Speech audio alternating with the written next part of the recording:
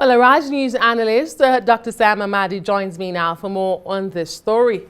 Thanks for being here tonight. Thank you, Adesola. So, the Senate has obviously bowed to pressure from within and outside to halt a legislative process that was in motion.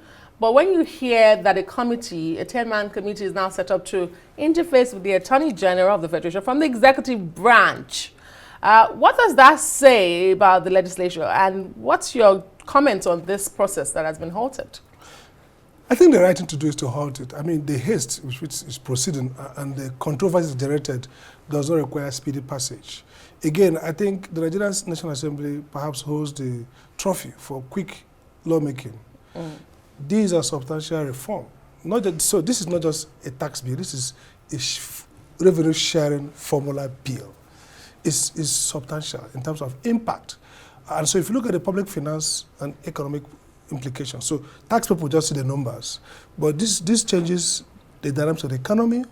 If you look at a constitutional and sharing formula, there's a revenue formula there that's predicated on geography, land mass, population. So all the indicators that we are frowning on in this tax are indicators for sharing the national economy. And so if we're going to move to a more efficient, merit-based, productive sharing formula, it should be holistic. It should be a conversation that's more deepened because it has implication for several other things. And so people in the night data, for example, could say, I mean, tax is a revenue, forget how it comes. Oil is a revenue. So the question then is, if you're going to share it on production, on merit, which, merit-based process, which makes sense from a technical efficiency perspective, then why don't we share the rest of the key revenues of this country through a merit-based, development-oriented process? And so I think this is part of the fiscal federalism. This ties into the fiscal federalism. So there's a sense to abstract and say it's technical, just tax. No, this is not just tax. This is about fiscal federalism. It's also about economic development.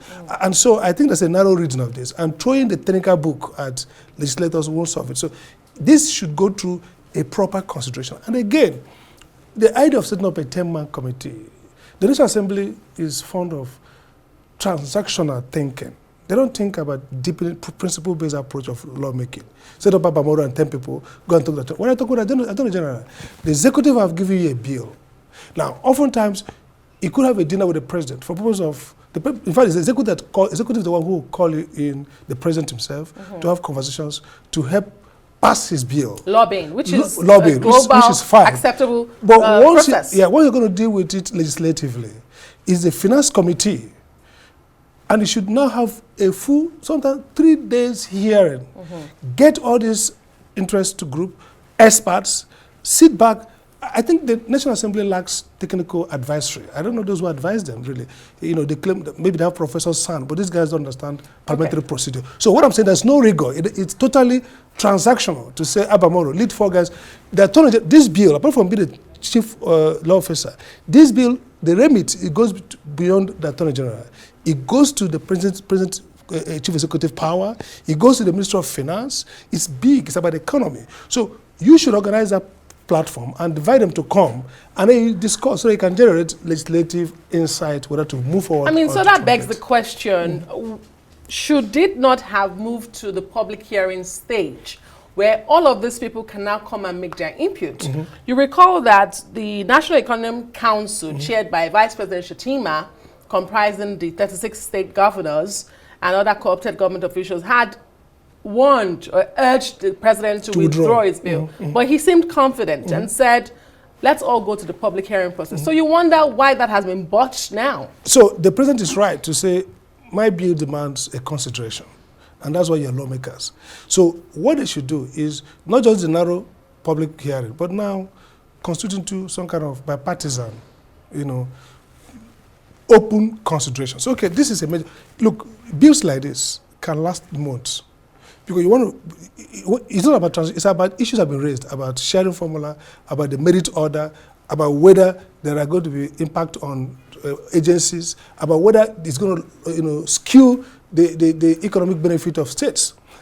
Even governors should be part of that conversation. So they should organize a more elaborate public hearing by the Finance Committee, even a joint House, Senate, National Assembly if they want. So you're right. This is a bill for the executive. They already gone through, workshopped it, maybe in intra-government conversation. So they have pushed it in the National Assembly. Let's have it take over. Now, the answer is not either you pass or you run away. It's a responsibility. Take on it. But don't say, okay, we're going to pass it today. So you go through this process, go to negotiations, go through discussions among yourself about and then maybe the bill turns back into a modified bill. So these cop-outs, each time that is, first they went on a haste that doesn't make sense. Oh, this is the government bill, pass it. Then when the political work, the politics outside the National Assembly, because this is capitulation, this is stalemating. The northern interest has put a strong stalemate. And they know that, look, you can't just run over this. There's a strong political checkmate on the ground. But what the National Assembly should do is to take it back themselves and then open it up for a more rigorous analysis. So I'm totally against, I think it's lazy and too transactional to say, let's talk to the IG so we settle ourselves. This is not about, this is now a national conversation around public finance and around revenue sharing. Yeah. Do you think that by this act, the National Assembly or the legislature is trying to redeem itself, particularly when you hear conversations about rubber stamp?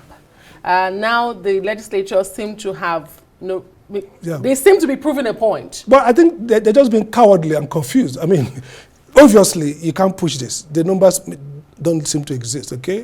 The Northern Group has been effective. The numbers don't exist. But instead of saying, okay, let's send this committee to go and talk to the IG, as if there's some private issue to reconcile, they should have taken it up. And if the bill doesn't make sense, they time it out. They vote against it. They should have gone through they should go through the full hog and conduct a more open and transparent and principled consideration, not a negotiation with the authority of the federation. There's not to negotiate here. The issues is going beyond negotiation. The committee, tax committee, has made a great argument around the economics, the public finance of why this is necessary. There's been a counter argument about it. For me, it settles on three things. One, yes, if you follow this new incentive structure with more going to derivative rather than population equality, arguably it can incent more productivity. You know, people wanted to compete and compete for that, so that makes sense. But then people pause and say, look, in the short term, Lagos is going to be privileged. They say it's not true. They're arguing that Lagos' commercial viability is a function of federal government support over the years. So it's not like Lagosians built Lagos. It's like the federal government, Nigerians built that place. So it's part of social justice consideration here that intersects public finance to say, if we build Lagos and we see a rise of urbanization in Lagos, and if somebody can say, if you're going to allow Lagos to optimize its advantage created by a federal intervention, so why should you allow them to take it? Because they're now saying it as a ethnic enclave. So this conversation touches on social justice, touches on nationality. So it's not something that you can just say, okay, bingo, take it up because you are frightened. You have to sit as a legislator and think to this dimension. In other words, you're not confident that this committee that is set up now to interface with the Attorney General of the Federation can resolve the controversies and the contentions I think it's around these bills? Yes, I think first it's actually unparliamentary. I mean, legislative work has started until you time it out.